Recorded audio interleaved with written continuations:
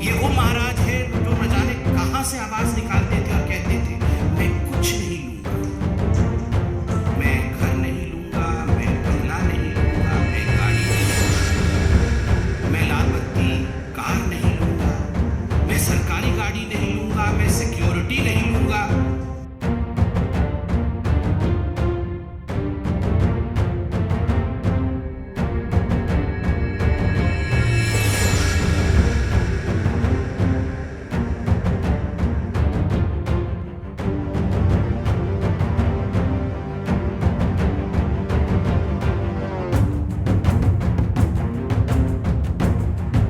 अब करोड़ों के बंगले में रहेंगे आम आदमी पार्टी के मुखिया केजरीवाल।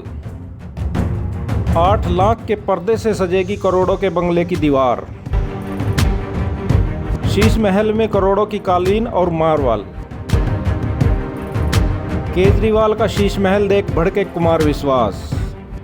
नमस्कार दोस्तों, जय हिंद जय भारत। खुद को दिल्ली का मालिक बताने वाले केजरीवाल अभी तक आम आदमी की तरह हवाई चप्पल और पुराने कपड़ों में नजर आते थे, लेकिन जब से उन्होंने अपने बंगले की मरम्मत के लिए करोड़ों रुपए खर्चे, तब से वो दिल्ली के लोगों और मीडिया के लिए आम आदमी नहीं खास आदमी बन गए हैं। और मीडिया से लेकर सोशल मीडिया तक हर जगह उनकी खूब फजीहत हो रही है। उनके साथ काम कर चुके उनके पूर्व साथियों ने भी आलीशान बंगले पर हो रहे करोड़ों के खर्च को लेकर केजरीवाल पर हमला बोला है। फिर चाहे वो उनके पुराने साथी प्रशांत भूषण हो या आशुतोष या कुमार विश्वास। दरअसल अन्ना हजारे के भ्रष्टाचार विरोधी आंदोलन में सबसे आगे नजर आने वाले अरविंद केजरीवाल ने राजनीति में आने से पहले बहुत बड़ी बड़ी बातें बोली थी। ना बंगला लूंगा, ना लाल बत्ती की गाड़ी लूंगा और ना सिक्योरिटी लूंगा बोलने वाले केजरीवाल अब सब कुछ लेते नजर आ रहे हैं। लेकिन केजरीवाल को जो सीएम आवास मिला है उस पर उन्होंने करोड़ों रुपए उसकी मरम्मत के नाम पर ही लुटा दिए। यहाँ तक कि एक एक पर्दे पर 8 लाख तक का खर्चा कर दिया। इसी के चलते उनके पुराने साथी उन पर भड़क गए। प्रशांत भूषण लिखते हैं, 3-4 कमरे के मकान से 44 करोड़ के महल तक, वह भी सरकारी खर्चे पर। आम आदमी से खास राजा यह कहां से कहां आ गए हम। पूरे भ्रष्टाचार विरोधी आंदोलन को मिट्टी में मिला दिया। डॉक्टर कुमार विश्वास लिखते हैं, किस पर खुलकर बोलूं, देश के निर्वाचित प्रधानमंत्री को सांप कहने वालों पर, एक वरिष्ठ महिला नेता, एक मां को विश्व कन्या कहने वालों पर, कभी दोस्त की इनोवा में दोस्त से पेट्रोल भरवाकर स्वराज बांचने वालों के महल में जनता के पैसों से लाख से टांगे लखपति पर्दों पर, सड़क पर बैठी सोना और स्वाभिमान लाने वाली बेटियों पर कीचड़ उछालते दलों और देश की नपुंसक खामोशी पर, मनचाहे पक्षपाती एजेंडे पर खींचने और खामोश हो जाने वाली मीडिया पर। जब इस देश को सच सुनने, सच बोलने और उसे सहने की आदत ही नहीं बची तो किस पर, किसके लिए और क्यों बोलूं। केजरीवाल के पुराने साथी आशुतोष लिखते हैं, केजरीवाल से गलती हुई है, उन्हें प्रायश्चित करना चाहिए। लोग आज भी अन्ना आंदोलन के आदर्शवादी क्रांतिकारी को पसंद करते हैं। 51 लाख रुपए का एक पर्दा, क्या कोई कल्पना भी कर सकता है? पहले फेज में 8-8 लाख रुपए के पर्दे लगवाए और उसके बाद दूसरे फेज में 51 लाख रुपए का पर्दा। 45 करोड़ रुपए केवल मरम्मत के नाम पर। और ये किसी बॉलीवुड के स्टार की बात नहीं हो रही, ये किसी व्यापारी की बात नहीं हो रही, ये अंबानी अडानी की बात नहीं हो रही।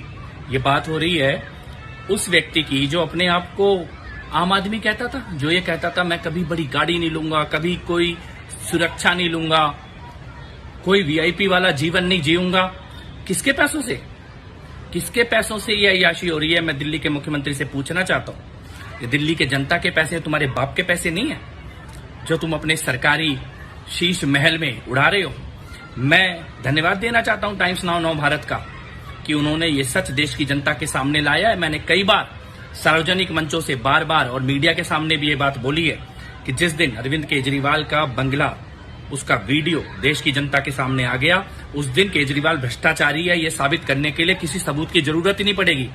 केवल केजरीवाल का बंगला देखकर ही देश की जनता ये समझ जाएगी कि वो कितना भ्रष्टाचारी है और कहां से कहां तक केजरीवाल आ चुका है।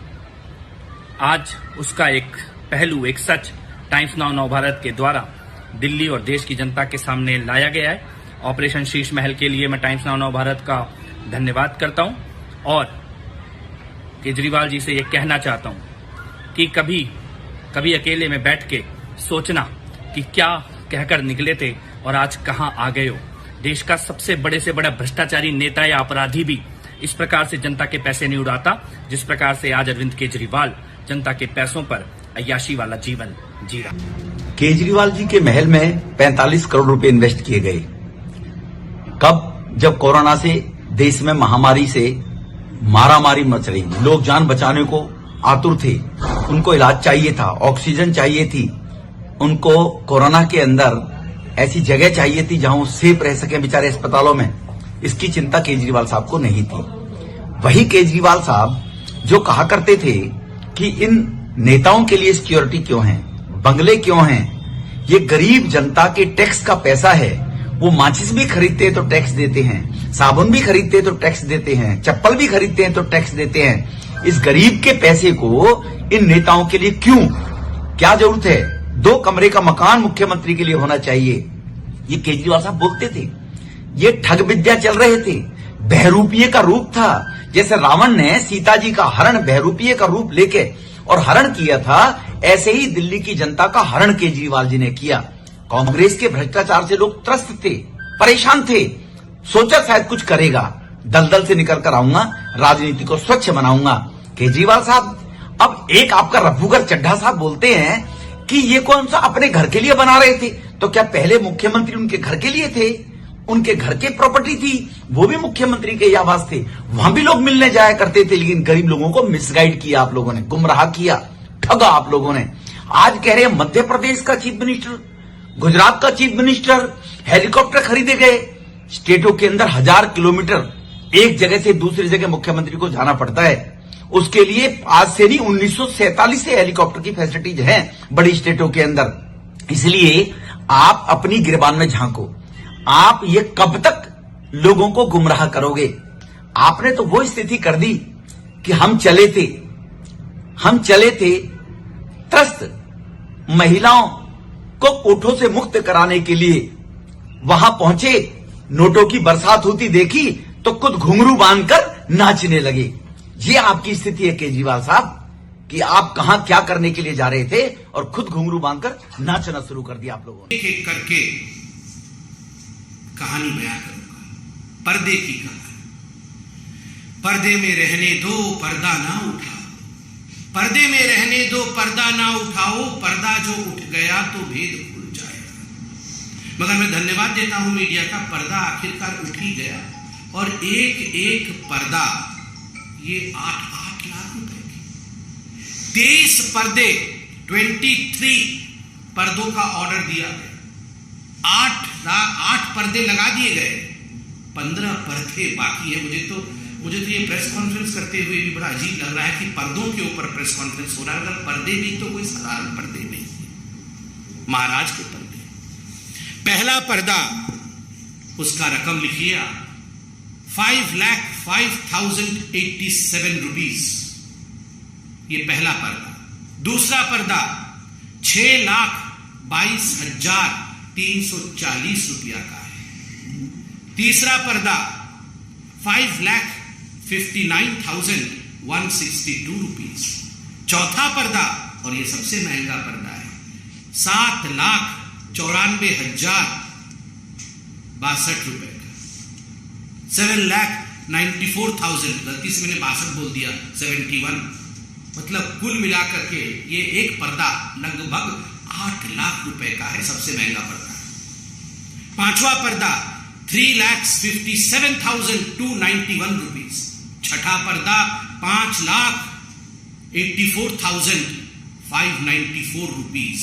सातवां पर्दा 6,09,13 रुपया का, और आठवां पर्दा जो सस्ता है 3,92,247। ये सबसे सस्ता पर्दा इसमें है, ये पांचवा पर्दा है जो 3,57,291 का, ये सबसे सस्ता है। बाकी तो सब बहुत ही महंगे हैं, 8 लाख के पर्दे।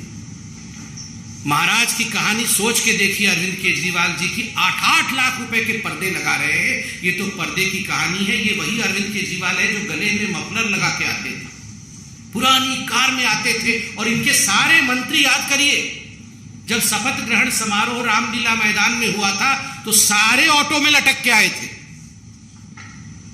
एक ऑटो में 7 लोग लटक के आए थे, 2 आगे लटके हुए थे, 2 पीछे, और 1-2 पीछे अंदर बैठे हुए थे।